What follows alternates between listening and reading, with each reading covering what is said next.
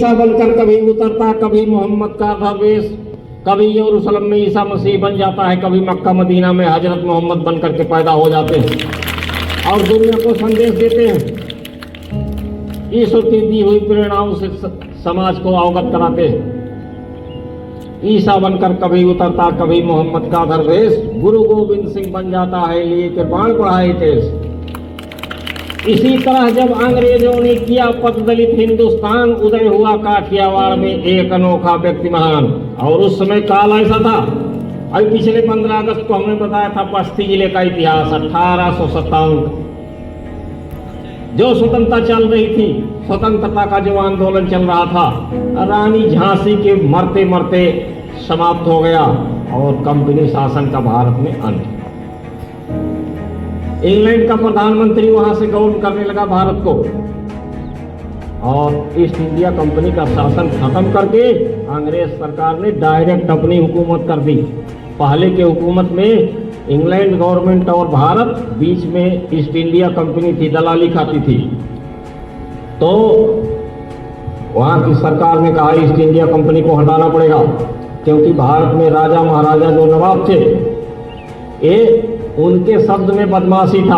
अंग्रेज उसको बदमाशी कहते थे, लेकिन ये लोग तो अपने स्वाभिमान और मातृभूमि के लिए लड़ते थे। कामयाब नहीं हुआ, प्रथम स्वतंत्रता संग्राम असफल हो गया। कारण था कि जैसे भारत वीरों का देश था, वफादारों का देश था, उसी तरह से यहाँ गद्दार भी बहुत होते थे। यहाँ के गद्दारों ने कभी झांसी की रानी को आपदस्थ किया, कभी किसी दूसरे को आपदस्थ किया। कहीं चंद्रशेखर आजाद का जाकर के चुगली करके अंग्रेजों को सिपाही भेज दिए कि इनको फला जगह बैठे, इनको उभार। तभी तो उतरे मायापत श्री राम, क्रूर कंस के उत्पीड़न से जब कंपित हो उठे दिगंत, ब्रजमंडल में कृष्ण चंद्रपन तभी अवतरित हुए अनंत।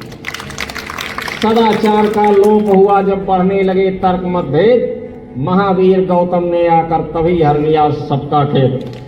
जब लोगों में विचार की भावना समाप्त होने लगी, एक अपना सौंप दिया था, तो जवाहरलाल नेहरू ने उनके इस्तीफे को कहा कि नहीं, हम इसको कबूल नहीं करेंगे। उसके बाद कुछ दिनों के बाद फिर ये हादसा हो जाता है, तब जो है इनका जो है इस्तीफा कबूल किया जाता है, क्योंकि इन्होंने सारी जिम्मेदारी अपने पास ले ली। आज अगर ये घटनाएं होती हैं तो जिम्मेदार व्यक्ति जो होता है, मंत्री, वो जिम्मेदारी नहीं लेता है। वो कहीं छोटे आदमी को, ड्राइवर को, स्टेशन मास्टर को या किसी को दोष देता है, अपना साथ साथ बच जाता है। ठीक है, तो देश के प्रति ये लोग इतने ही जो है ईमानदार और निष्ठावान थे कि अगर ट्रेन लड़ी है तो उसका जिम्मेदार मैं ही हूँ।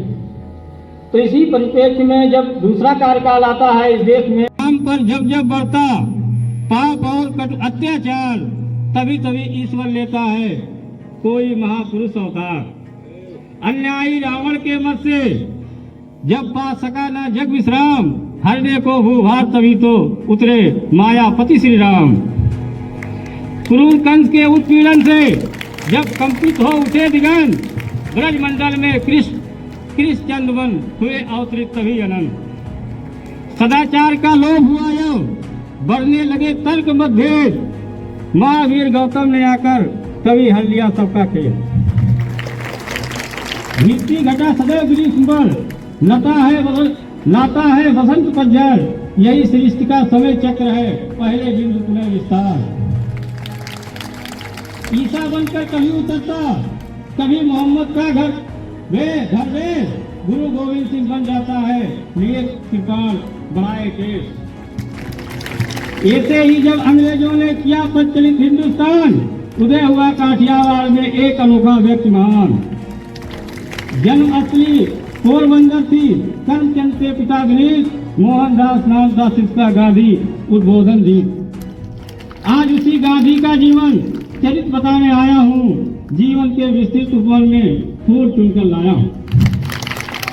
हाँ तो बच्चों, आज ही कस्तूरबा गांधी के साथ गई, वो भी देशभक्त थी कि मैं भी जो है इसमें योगदान दूंगा। तो उन्होंने कस्तूरबा गांधी से कहा कि जाके पता करिए कि आखिर पुरुष तो सारे आए हैं, महिलाएं एक भी नहीं है, कारण क्या है? तो कस्तूरबा गांधी गई कुछ गाँव में, तो उन्होंने औरतों से बात किया, तो औरतें बताने लगी कि हम लोग आना तो चाहते थे, लेकिन हमारे पास कपड़े नहीं थे। क्या नहीं थे? कपड़े नहीं थे।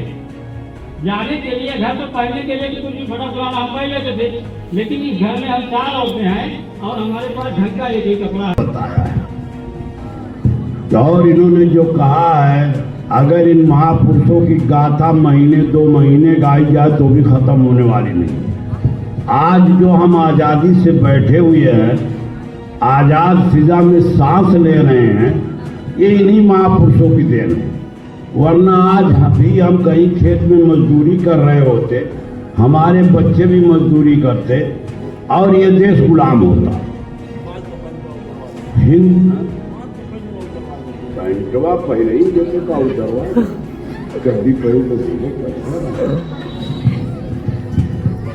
तो बच्चों, इन महापुरुषों ने हमारे लिए बड़ी कुर्बानियां दी और उनकी कुर्बानियों के बदौलत आज हम आज़ादी से जीवन गुजार रहे हैं, जिंदगी की सांसें ले रहे हैं। महात्मा गांधी 2 अक्टूबर को पोरबंदर में पैदा हुए थे और वो किसी छोटे घर में पैदा नहीं हुए थे, बहुत बड़े आदमी थे, उनके पास दौलत बहुत थी। तब जा करके उन्होंने विदेश में पढ़ाई की थी और बड़ी बड़ी डिग्रियां ली थी।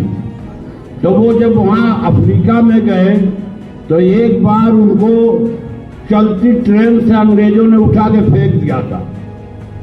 वो बात उनको घर कर गई कि हमारी कोई वैल्यू नहीं है, और बहुत सारी जगहों पे लिखा होता था इंडियन आदमियों के लिए कि Indian dogs are not allowed. ये सब बातें थी जो महात्मा गांधी के अंदर घर कर गई थी। और उस वक्त हमारे महापुरुषों में 2 दल था, एक नरम दल था, एक गरम दल था। तो गरम दल जो था उसके लीडर सुभाष चंद्र बोस वगैरह थे, जो हमारी तरह से थोड़ा रोबीले और जोशीले थे। वो लड़ाई झगड़ा पसंद करते थे, मारना काटना पसंद करते थे। लेकिन गांधी जी अहिंसा के पुजारी थे। उन्होंने अपने जीवन में कभी हिंसा का रास्ता नहीं अपनाया और हमेशा लोगों को मना किया, हम आज़ादी लेंगे वो भी हिंसा को छोड़कर, अहिंसा के साथ। इसीलिए जो कविता भी आपको बबलू भैया ने सुनाई कि साबरमती ले लिया आज़ादी बिना तेग बिना ढाल, साबरमती के संत तूने कर दिया। तो इसलिए बेटा कहते हैं ना कि अच्छी बुरी हर चीज की पहचान है आंखें,